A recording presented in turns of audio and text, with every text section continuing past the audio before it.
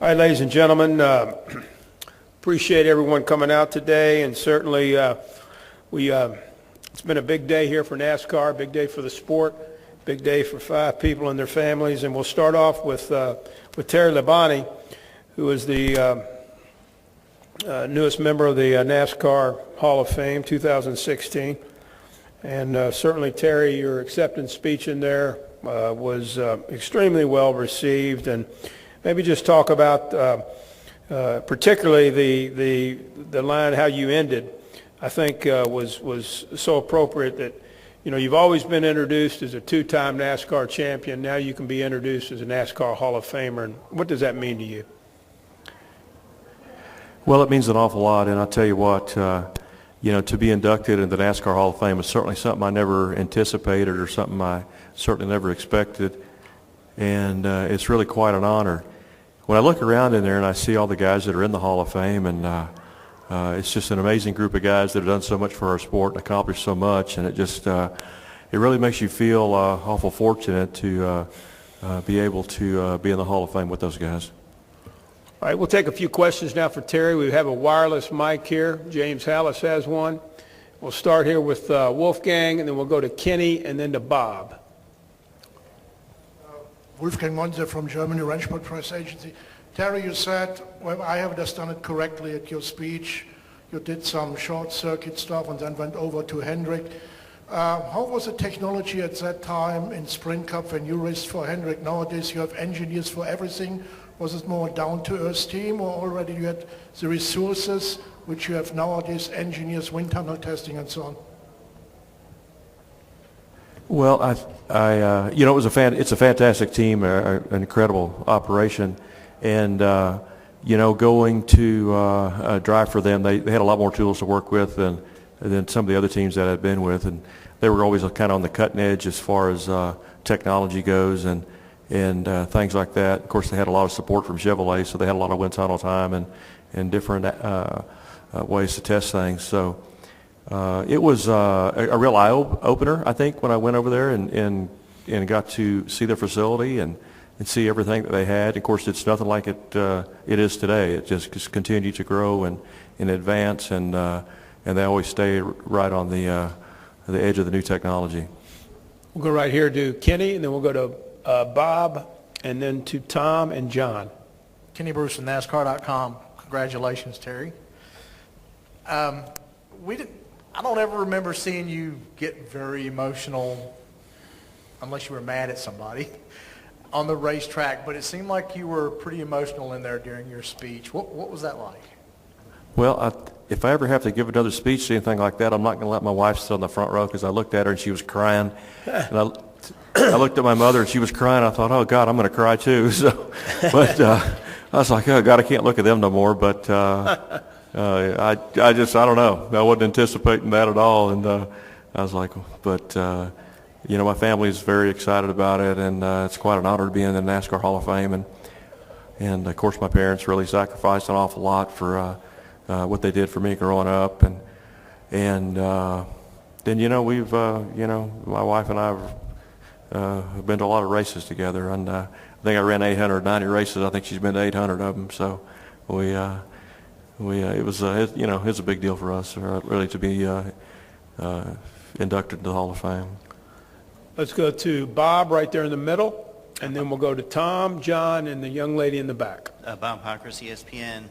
Did you think you were in trouble when you saw that you were following Bruton? I knew that I was in trouble following Bruton.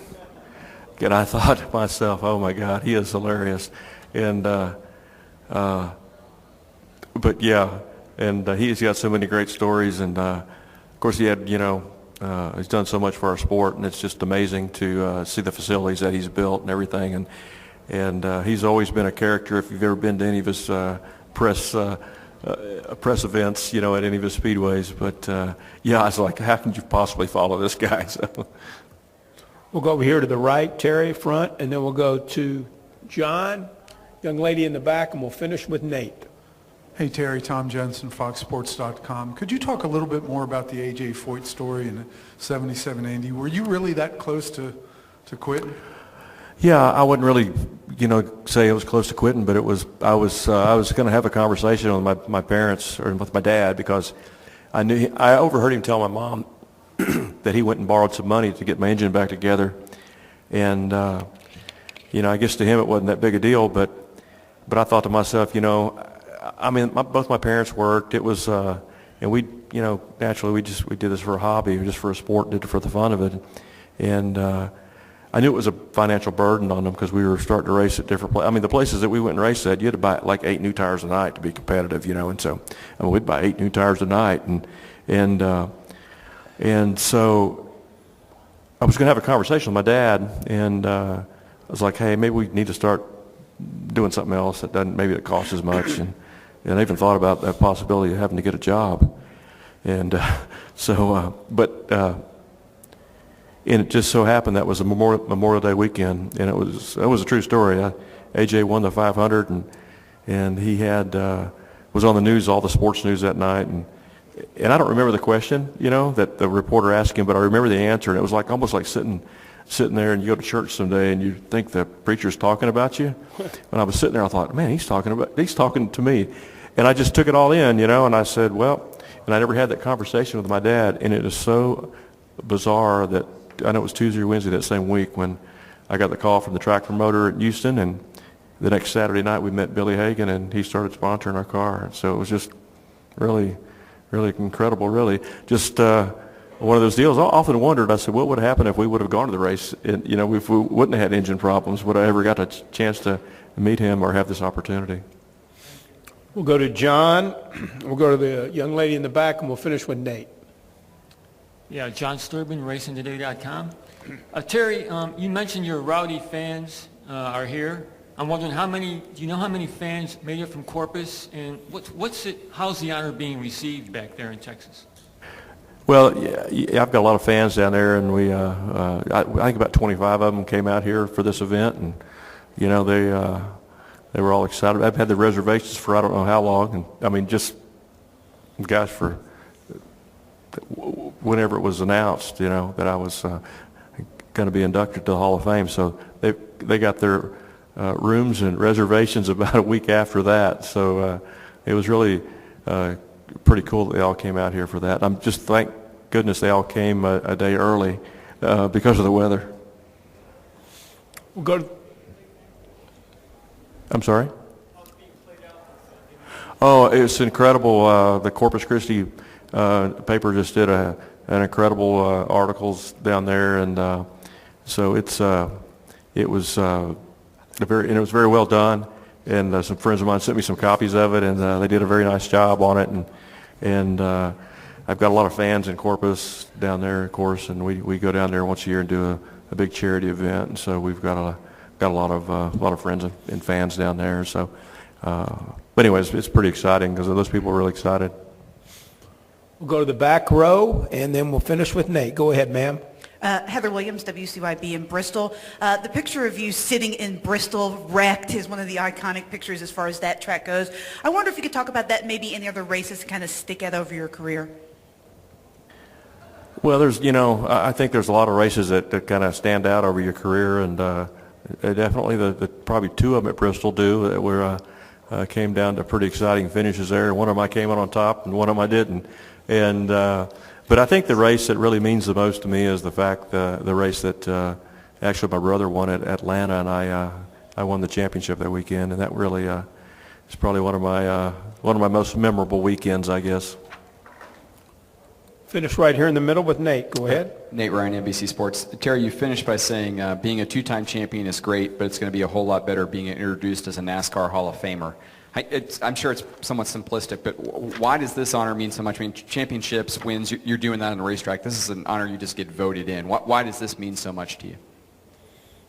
Man, it's just an honor to be, inducted into the NASCAR Hall of Fame. And you look at all the guys that have been in there and the accomplishments that they've had and the things that they've done. It's really quite a class to be with. When you think about guys like Richard Petty and Cale Yarborough and Bruton Smith, not all of them are drivers, but it's really it's pretty special being in the Hall of Fame. And I don't think it doesn't matter what career you're in or what sports you're in or whatever, you don't ever, your goal is to never be in the Hall of Fame. You don't start to say, oh boy, I want to be in the Hall of Fame someday. It's something that, when you look back and, you kind of race from week to week and season to season, and you win some races and win some championships, and when it's all over and said and done with, and you're selected to be in to the Hall of Fame, then that's quite an accomplishment. But it's something that it's never a goal of yours, but it's something to be awful proud of. Terry, thank you so much. Listen, congratulations on just a wonderful career in NASCAR, and this honor is much deserving, and we wish you all the best. Well, thank you very much. Thank you.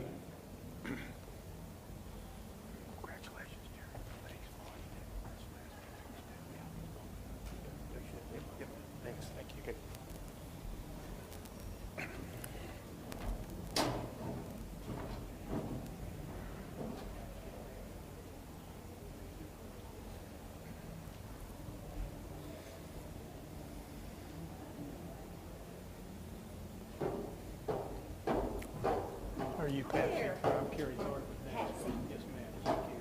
Hello, Randy. Terry Thorpe. Terry. Have a seat. Where do you want to sit? I want you to sit right there in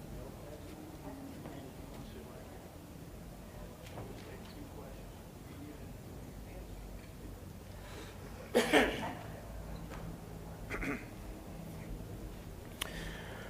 middle. Okay, Bobby Isaac went into the Hall of Fame here today, and certainly he's one of the greatest drivers that ever have been in NASCAR, and he's represented today by his family.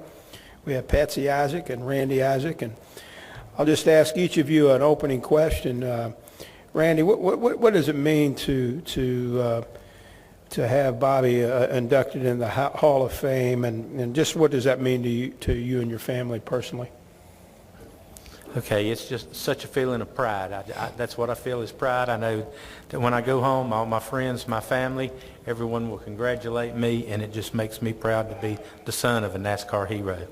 Well, thank you. And Patsy, you certainly gave a wonderful acceptance speech there today. Let's talk about some of the memories you have of being at the racetrack with Bobby. Well, thank you so much. I am just so happy and proud that Bobby's been recognized into the Hall of Fame. He had his big days in the early 70s, and sometimes people tend to forget those years. So just so grateful and thankful for that. We had quite a different experience at the racetracks than people do today. Women weren't allowed in the pits. Women were parked in a paddock area, and just a totally different experience, and it just amazes me when I see races today and see the things that are going on there. Thank you very much. We'll take a couple questions now for Patsy or Randy. If you have one, raise your hand. We'll start there with Wolfgang right there in the middle, and then we'll go with Kenny Bruce. Wolfgang Monzer from Germany, Rennsport Press Agency. Is your family still involved in motor racing in one part or another? No. We'll go over here left to Kenny Bruce to the left. Kenny Bruce with NASCAR.com. Patsy, I think you referenced this in your speech out there. You talked about when Bobby got out of the car. I've heard several versions of that story. I've heard that didn't happen, that it did happen. Can you kind of set the record straight on that? Well, obviously, I wasn't there with him in the car when that happened, but I will tell you that as soon as he got out of the car and was able to get to a telephone, because we didn't have cell phones then, he called me, and he repeated to me exactly what had happened to him in the car. And he said a voice told him that he needed to get out of the car. And so he radioed to Bud Moore. He said, find somebody to fill in the car. I've got to get out. And I don't know what that experience was. I don't know if he felt it, it was an intuition, or if it was actually a verbal voice. I don't know that, but I know that it impacted him enough that he was not going to stay in the race car. He had always said that it was not because someone had gotten killed earlier in the race. and that person was from Catawba County, and he knew them. That's all I can tell you, is what he told me. What was your reaction when he told you that? I said, come home. That was fine with me. Got time maybe for one more question? Anybody? Nate, right there in the middle. We'll finish up with Nate Ryan.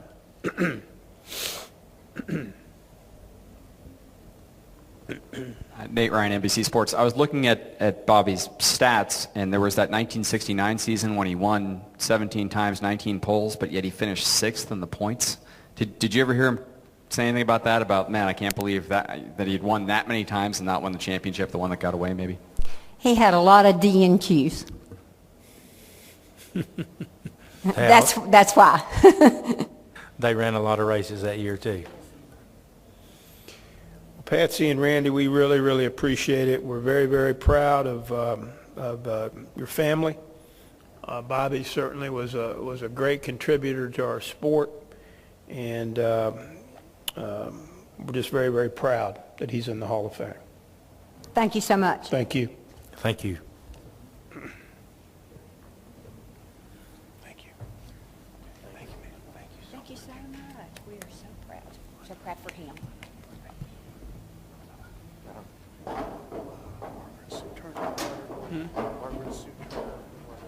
Okay. Okay, at this time, we're going to recognize Curtis Turner family. Margaret Sue Turner is up here along with Leonard Wood.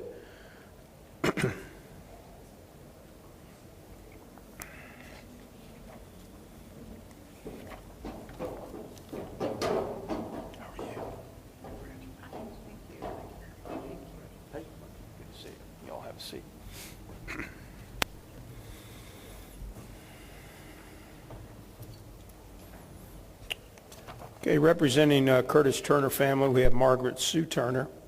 She's the daughter of Curtis Turner. And then we have Leonard Wood. And of course, Leonard was with Curtis and is very, very familiar with him as a race car driver. And so, Margaret Sue, I'm going to ask you, you gave a very, very eloquent acceptance speech on the behalf of your dad. Maybe just some of the memories, and I really enjoyed listening to those talks that you and your dad had, but maybe just talk about the flood of memories that you have here today, knowing that your dad's in the Hall of Fame. Push that button. Yes, ma'am. Okay, there we are. Thank you. I think the flood of memories that come back to me, especially when people say, what were some of your favorite memories? And I have great memories of being at the races, especially when I was even young. And I remember watching and cheering Daddy on when I was little, and especially at Daytona. That was a lot of fun.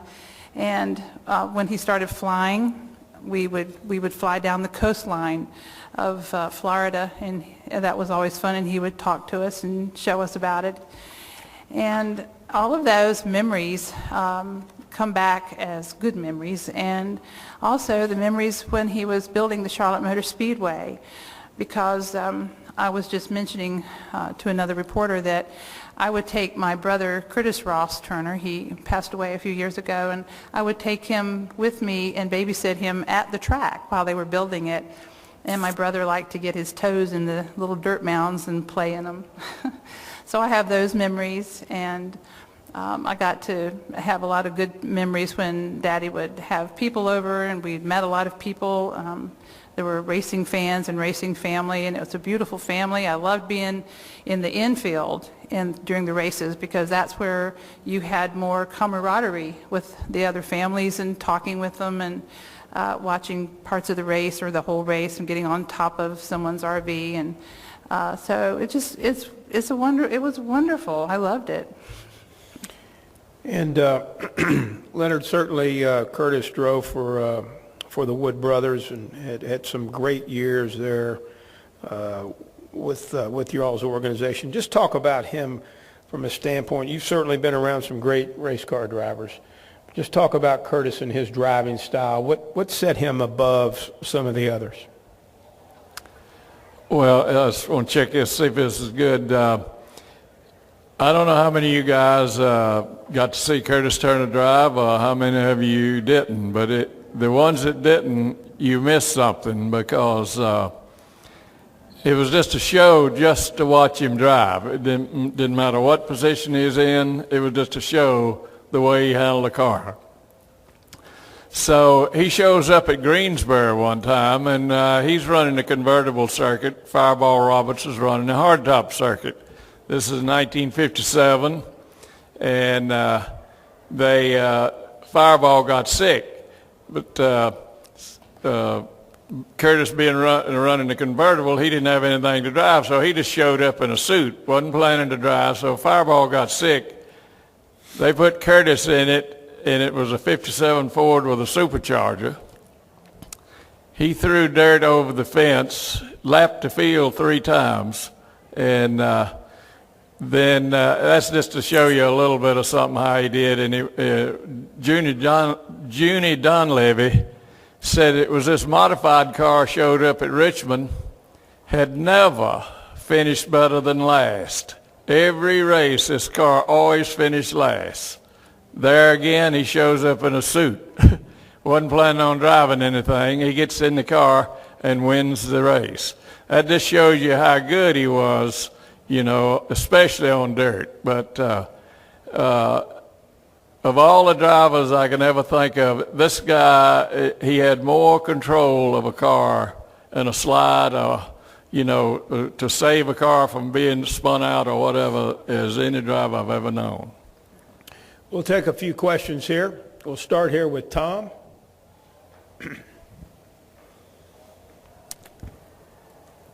Hi, Tom Jensen, FoxSports.com. I got to ask you, Margaret, you alluded in your speech, which was wonderful, about all the flying stories you've heard about your father are true. Is there any of them you can share with us?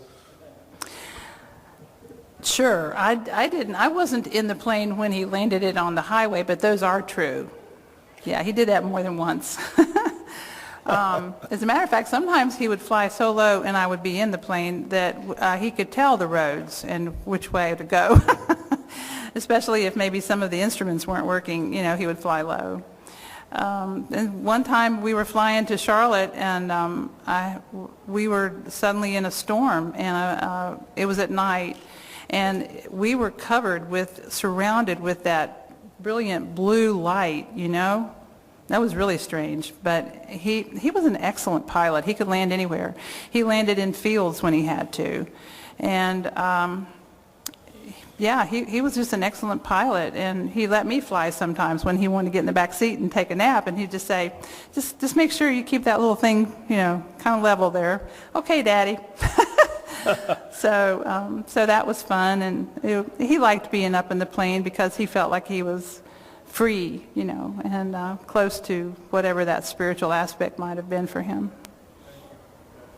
Thank you. Right here, Wolfgang. Now let's go in the back first. Gentleman right there in the back, go ahead. Thank you. Jeff Archer, WFXR, Fox out of Roanoke for Mr. Wood. Let me ask you, Virginia, the area that he is from, is very well known for its racing. Do you feel like he represents that racing and what it means to Virginia and how important it is? Could you say that again a little louder? Sure. You're from Virginia, and that part of Virginia is racing is very important to that part of Virginia. Do you feel like his going to the Hall of Fame represents that part of Virginia as well as your family and as well as just the whole entire NASCAR family? Absolutely. Yeah, he's from Virginia. We kept both homes. He was in Roanoke. We kept our Roanoke home even when we moved around a lot. Even when he went up to Indiana. We were up in Indiana one year when he was trying on the that open wheel racing, and he came back. We had a Charlotte home twice, but we always kept our Virginia home here. And he's definitely a Virginia boy all the way. I mean, my goodness, he was born in Floyd, and so yeah, I think he represented Virginia very well. Okay, Wolfgang right here. Wolfgang Monser from German Rennsport Press Agency. Congratulations for the inductions. There was in the film shown something or mentioned which was a little bit confusing for me. It was said that your father was banned from NASCAR racing. Can you give me more details why? Well, you see, he tried to save the track at one point. He and Bruton were working on this deal together for a long time, and they ran into trouble, and financing was a big issue when they hit granite because it was going to be so expensive to try to blast through there and fix it and get it also done in time for the race they had already advertised. So he was looking for financing. He was looking for more help because he didn't have it. So this is where he eventually went to try to form a Teamsters union because he was turned on to Jimmy Hoffa. And he said, well, I'll loan you the money if you can get a union going. And so Daddy thought, well, this is what the drivers need. This will probably help them. And they didn't have big purses then. They couldn't get insurance. That was a laugh. There was nobody that could get insurance then because of, racing is a pretty dangerous sport. And so that is my awareness of it. And that didn't work out at the very end, even though they told him that they would do that, because then they changed their mind and said, oh, we can't do that. It'll be a conflict of interest. But at the time, everyone was on board with Daddy, and they were trying to help the track. And the racers that they sort of started dropping off from it because Bill France didn't like the idea of the union, which that was his choice. But he didn't want to have anything else, controlling him, which I kind of understand that. But it was just a matter of not allowing that to happen because he wanted the freedom, away from that. So anyway, Tim Flock was the only one that stayed on with Daddy. All the other drivers did drop out of that original agreement, and they were going to do that to try to help. And so that's, I don't know, that's the best I can put that together for you. Maybe you have more on that? I don't know. That's there. Right here, we'll go with Kenny Bruce, and that'll probably be the last one. Kenny Bruce with NASCAR.com. Margaret, you're an artist, correct? What? Say you're an artist, correct? Oh, yes, thank you. Have you done portraits or paintings of your dad through the years? Yes, I have. Anyone in particular that you're most proud of or that stands out? Or can you remember the first one you did of him, for instance? Probably I did one of him in an open wheel racer, and I like it because it showed a mood. And I did one of Mom and Dad standing in front of the race car at Langhorne Speedway when he won that race in 1950. I thought that was kind of cool. That's still over my mantle. I'm not going to sell it. But yeah, I do like to paint, and I do want to paint more paintings on Dad and about my life growing up and make it more of a narrative painting. Mm-hmm. Thank you. Thank you very much for joining us here today. Congratulations to your dad for getting in the NASCAR Hall of Fame. And Leonard, certainly thank you so much, and all you and your family have meant to the sport as well. Thank you very much. Thank you. Thanks, Leonard. See you soon. Thank you, ma'am. Thank you. Congratulations. Thank you. Thank you.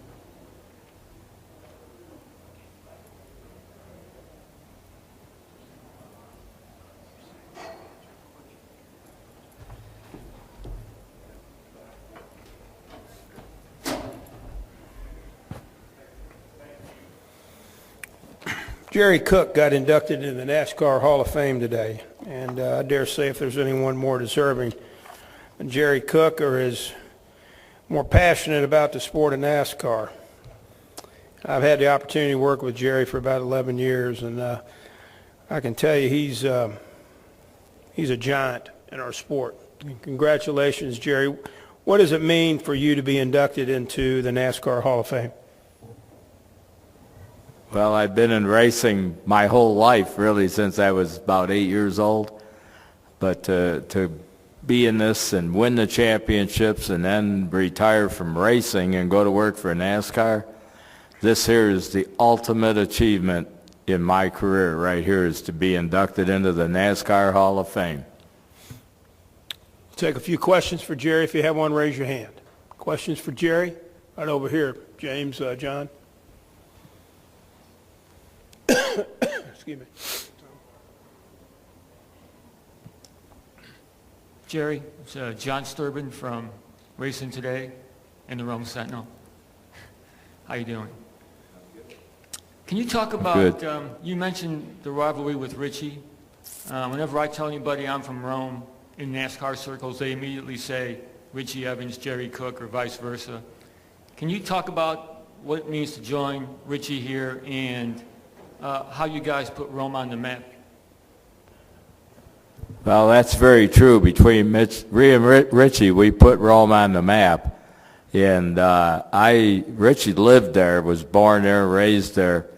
I moved there when I met my wife Sue over to Utica Rome Speedway, and then we lived there too, bought a home and had 2 kids, raised our kids there for 25 years. And of course I was racing and looking, running NASCAR, which Utica Rome was.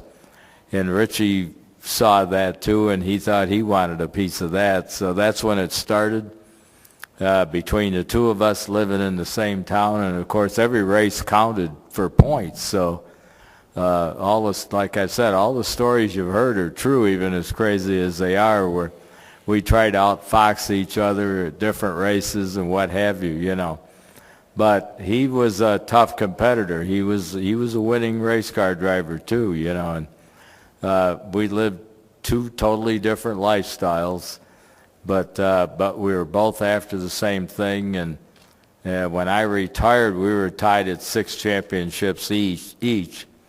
And then when he got killed in Martinsville in '85, I was already working for NASCAR then, and that was the first year. So he won the championship that year because Martinsville was the end of the year. But we had quite a time, and it was a rivalry second to none for racing. And I don't think it'll ever happen again because of the way things are today. You couldn't do that. But it was a lot of fun when I sit there and think about it. And I even said it today. I don't know how in the world we ever did that much racing. And on top of that, we just kept going. We never got tired, and we didn't know the word quit. Right down here on the front row, Jerry, Tom. Hi, Jerry. Congratulations, Tom Jensen, FoxSports.com. I'll put it simply, why were you so good? To go first or second in points for, 12, 13 years in a row is an incredible accomplishment in any sport. What separated you from the competition, and what was really the key to your success? Well, first of all, we had equipment. We ran good. We won races, and so did Richie. And we set such a pace because every race counted for points.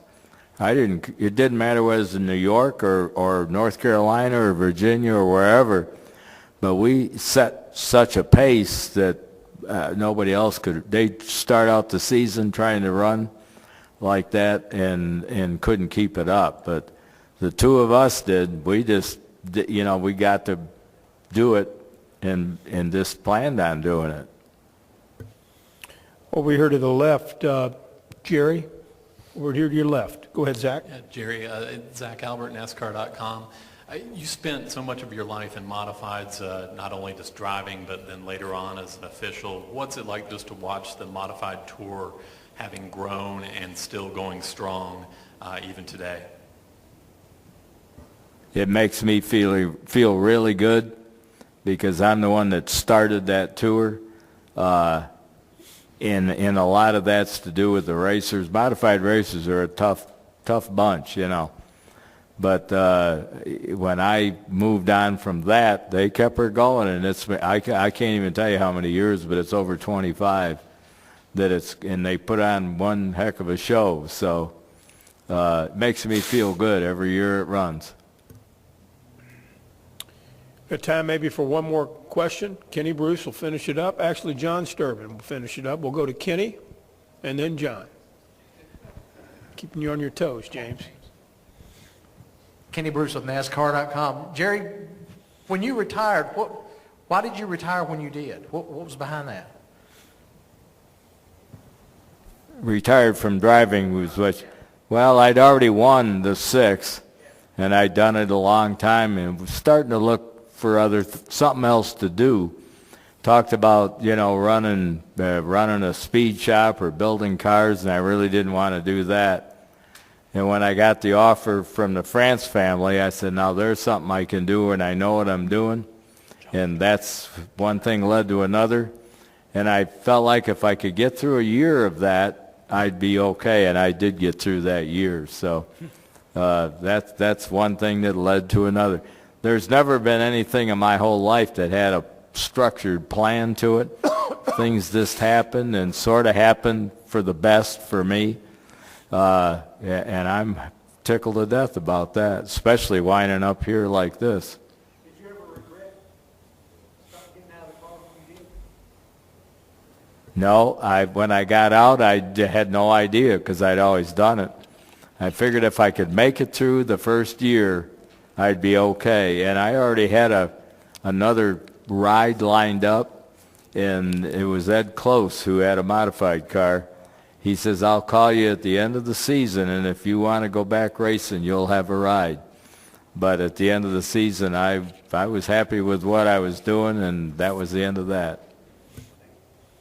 Final question right here, Jerry, from John. Yeah, Jerry. I'm sure the people in Rome want to know how your health is. You had the walker up on the stage. I'm assuming you had wheels on it. And you know, the wheelchair here. How is your health? Well, I'm recovering. I wound up with a bacterial blood infection that literally took over my body, and I was in intensive care for quite a few weeks. And of course, when you're that way for that long, it just takes, you got to learn how to do things all over again. And I spent a couple months in a rehab. And I'm still working at it with, you know, physical training and what have you. Got a trainer that's helping me where I can get back. I thought by now I'd be back, but I'm not there yet. So, but there's some more hard work, I'll get there. I'll be back on my feet without a walker. So. Well, Jerry Cook, congratulations. Your lovely family's in the back of the room. I know how proud they are, but I just want to tell you, Jerry, for the opportunity that I've had to work with you, you are a true giant in NASCAR, and we appreciate all you've done for the sport. Congratulations. Thank you very much.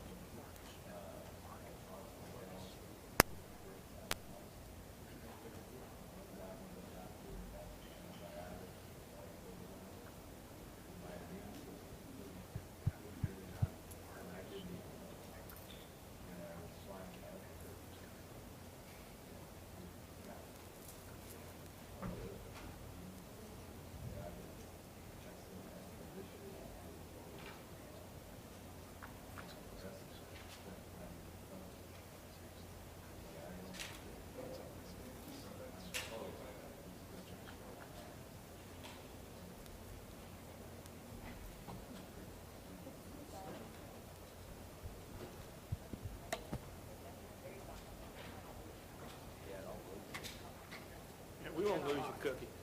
Hey, we have done good. You have a good little ride right here, Cookie. I've done good just getting this far. I know, I'm proud of you.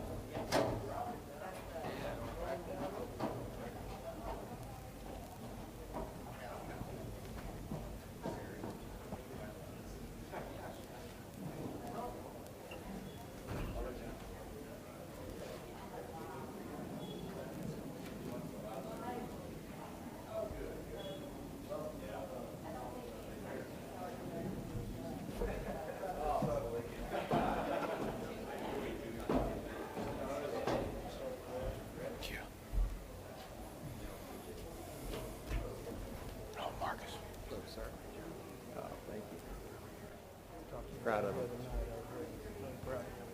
Me too. I love hearing the stories.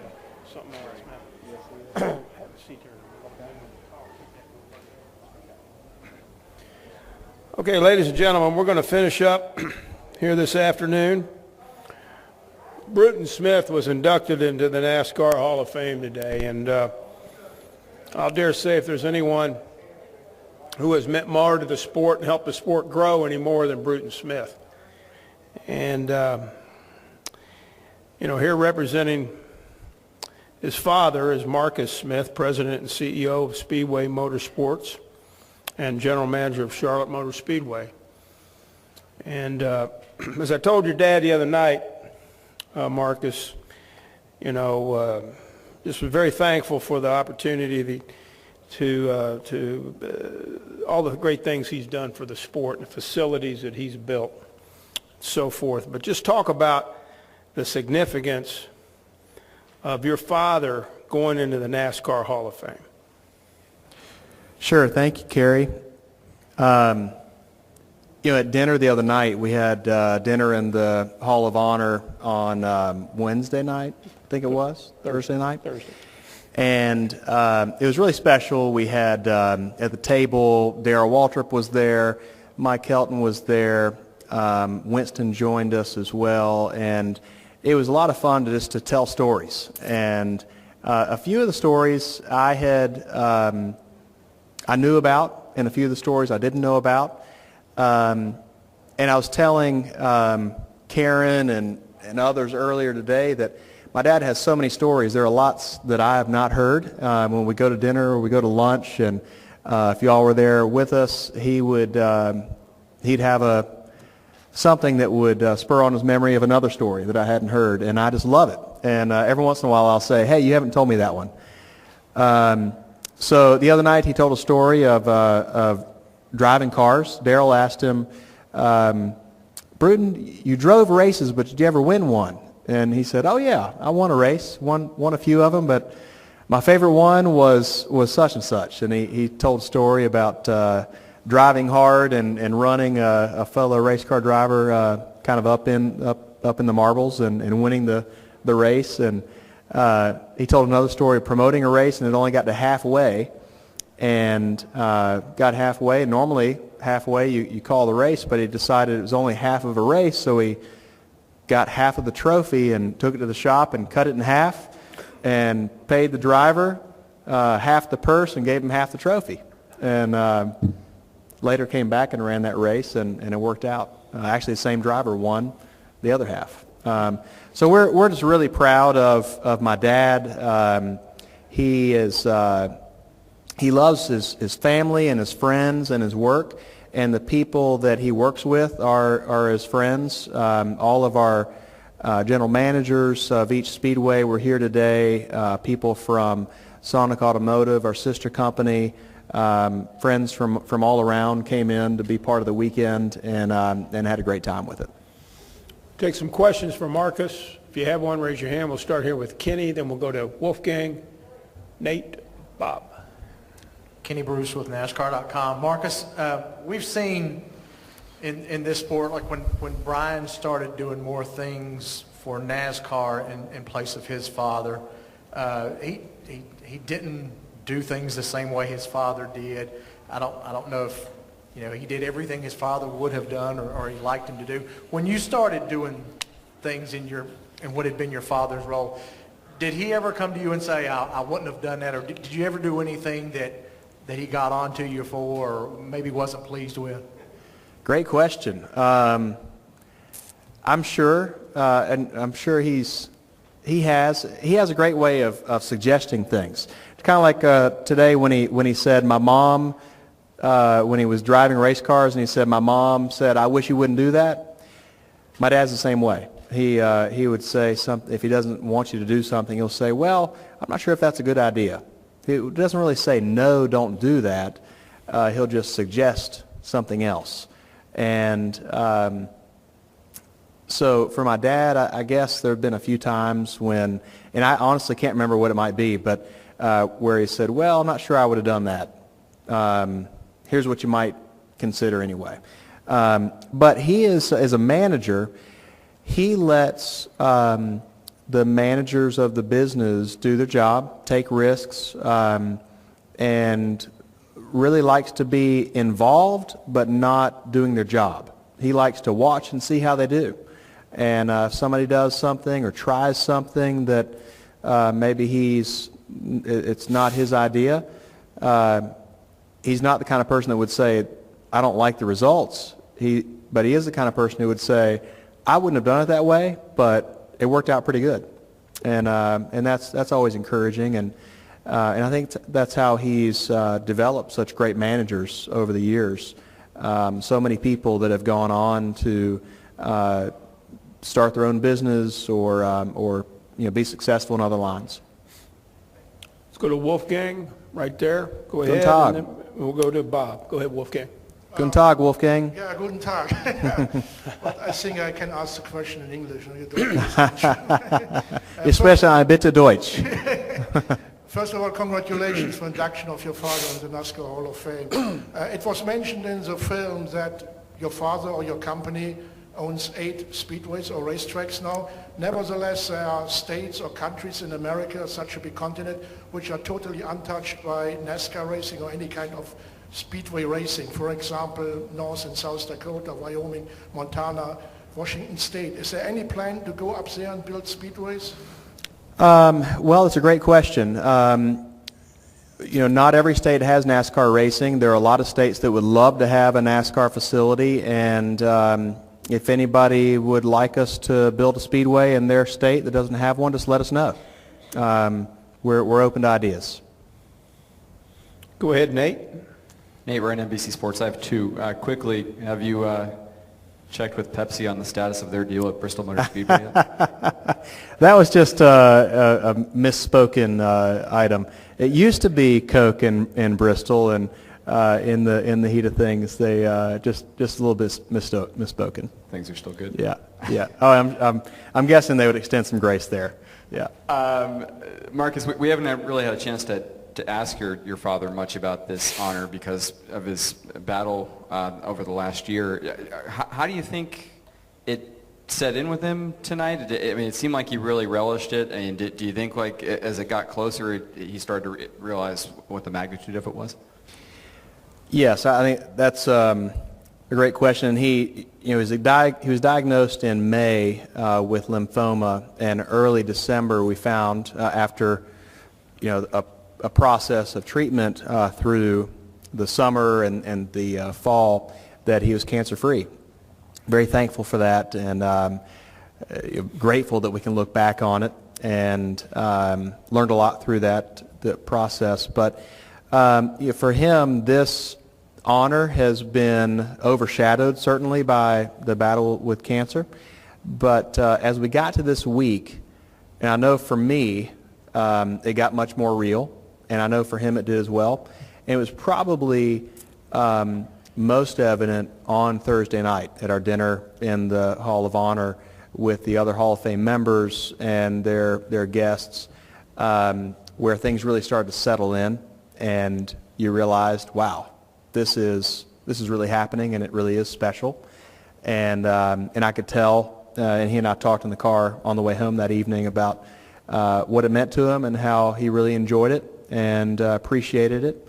And yesterday, having the ceremony delayed one day was an opportunity to think about it and talk about it even more with friends and family.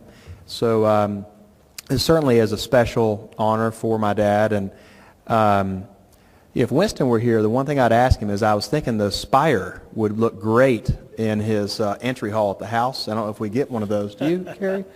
I'm not sure. Do we get an extra one to take home? I'll let Winston check on that for you. Not sure. Yeah, Not sure.